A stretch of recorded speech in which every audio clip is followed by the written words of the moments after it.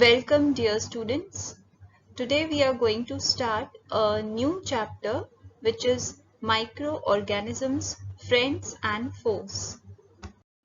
So this chapter is all about microorganisms. We are going to study about different microorganisms, and we have divided this chapter into different small segments and we will study accordingly. So in the first segment, we will have a short introduction of microorganisms. We'll study and learn what are microorganisms. Then we'll see how they are classified, what are the different groups in which they are being classified. Dear children, have you ever seen a rotten slice of bread? Have you noticed it? What do you think might have caused the bread slice to get rot? See, there are a wide variety of living organisms which live among us. And in fact, they are also living inside us. Some are large while some are very small.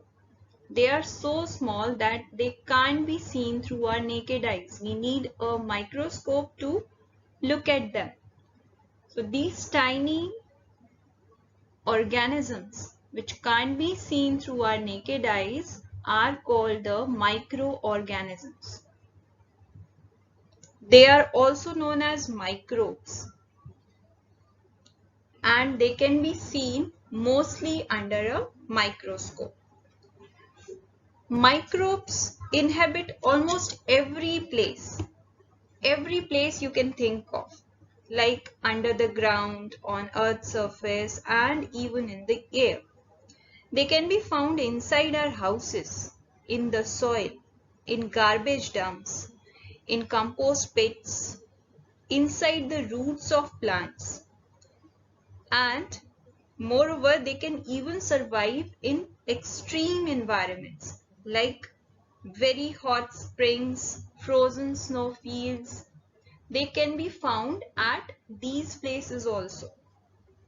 They are found in abundance in many aquatic environments like streams, puddles, ponds, lakes, rivers, seas, oceans, etc.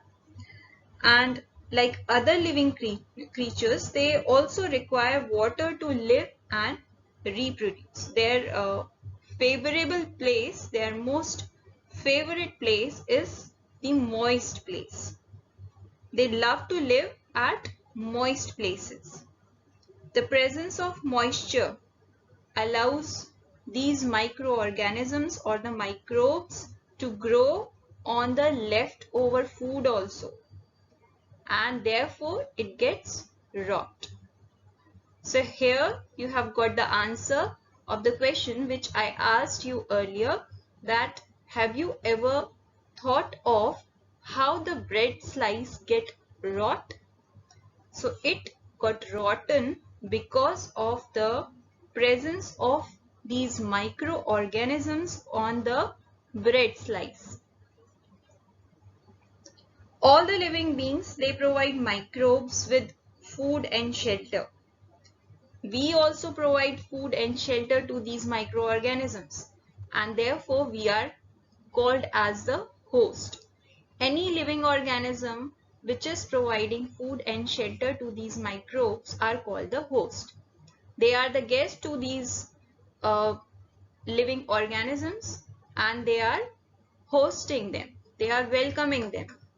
They are offering them the food and shelter, and therefore they are called hosts. Now, let's do an activity. Take some water from a puddle, from a muddy pond or a puddle, and put a drop of this water on a slide and observe it under a microscope. First you see it through your naked eyes, like it is there in the picture. This is the puddle water, and these are the things which you can see through your naked eyes. But when you have put a drop of this puddle water on the slide and observed it under microscope, you will see a different picture. You will see a number of microbes in that single drop of water. So this shows that in that puddle water or that muddy water, number of microbes are present, and they are so small that they can't be seen through our naked eyes. They can be observed through or under a microscope only. As we have discussed earlier, that microbes are present everywhere. Any place you can think of, they are present. They are found on the earth's surface, under the ground, in the air, everywhere. They are found inside the living organism, and they are present among the living organisms. So they are present everywhere, and their favorable place is the moist places. They are found in abundance in many aquatic environments like streams, puddles, ponds, lakes, rivers, seas, oceans, etc. And like other living organisms, they also need water to live and to reproduce.